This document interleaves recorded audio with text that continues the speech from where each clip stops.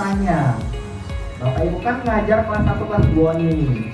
Menurut Bapak Ibu, yang dimaksud anak-anak yang siap belajar atau siap sekolah itu apa, Bay?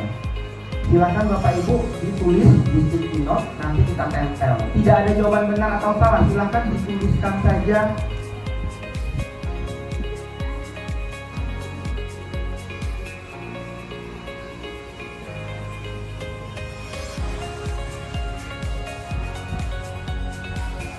Ciri-ciri anak yang siap belajar sama siap sekolah itu apa sih menurut pandangan Bapak Ibu? Silakan ya, sudah selesai monggo ditempel. Banyak ingin tahu, bagus. Peserta didik mengeluarkan buku pelajaran tanpa perintah. Oh, pengen baca dewe ya. Bersahabat dengan teman baru, mau berinteraksi.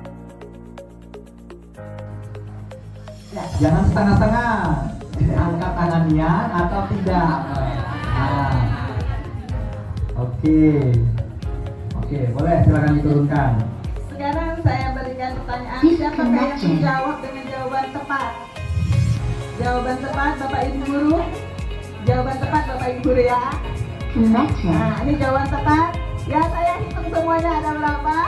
1, 2, 3, 4, 5, 6, 7, 8, 9. Mayoritas ya Bu Andri ya? Ya, mayoritas menjawab tepat. Oke. PAUD, kemudian tugas kita adalah membangun jembatan ini bagaimana anak PAUD ini dapat masuk ke sekolah kelas awal.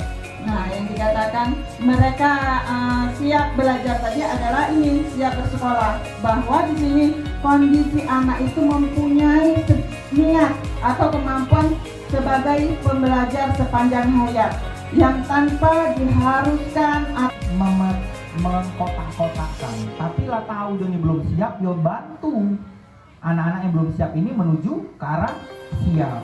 Bukannya kita penting ke yang siap belajar baik dulu ke. Kita langsung bahas studi kasus Bapak Ibu. Ini kan ada nih 4 ya, ada kelompok. Nah, langsung saja kita bahas ini. Kejadian itu kayak ini bentuknya. Ananda A saat masuk kelas 1 tidak melalui PAUD. Ananda B masuk kelas 1 tidak melalui PAUD. Ananda C saat masuk kelas 1 tidak melalui PAUD. Ananda D masuk kelas 1 tidak melalui PAUD. Tingkatan tanggonya ini beda-beda. Anggap anak tangga di samping adalah potret kondisi peserta didik.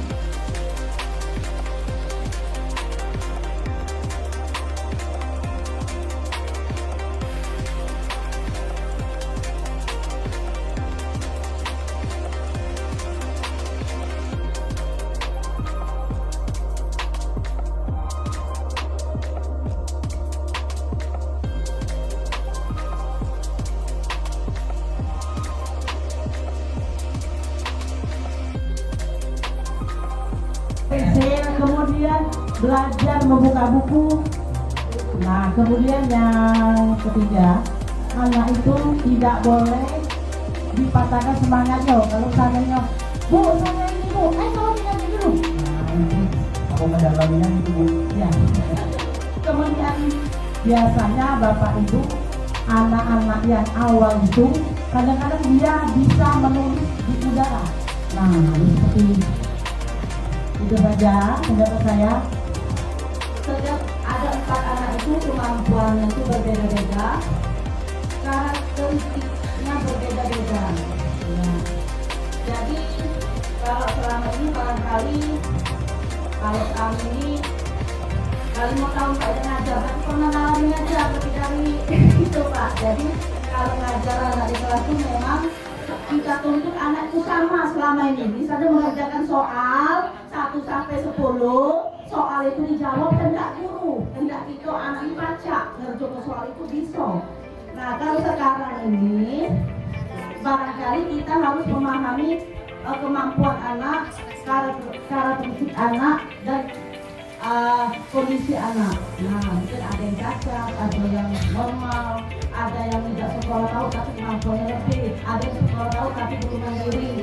Jadi intinya kita sebagai guru kita merubah dari berpusat kepada kita seorang guru menuntut anak kelas 1 harus mengerjakan soal 1 sampai 10, dapat nilai 100, dapat nilai 80, itulah kita anggap sukses anak itu. Ya. Padahal tidak, sebenarnya kemampuan anak itu seandainya tidak mampu di fase A, barangkali nanti bisa berkolaborasi dengan guru yang ada di fase B. Mungkin itu saja.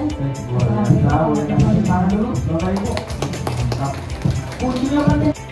Mengapa capaian peserta didik di satu kelas itu bisa berbeda-beda? Jawaban dari kelompok kami, karena anak sudah memiliki kemampuan literasi dan numerasi dari lingkungan keluarga yang memiliki latar yang berbeda-beda.